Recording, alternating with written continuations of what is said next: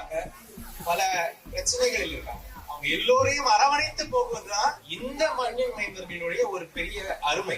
இதே குணம்தான் அண்ணல் அம்பேத்கரினால் அரசியலமைப்பு சட்டத்தில் எழுதப்பட்டது. அன்பும் பாசமும் எல்லோரையும் அரவணைத்து, மத்தவனுக்கு வலிக்குமே அப்படின்ற அந்த ஒரு எண்ணம் இருக்குல்ல, அதுதான் இன்னைக்கு அரசியலமைப்பு சட்டமா வந்திருக்கு.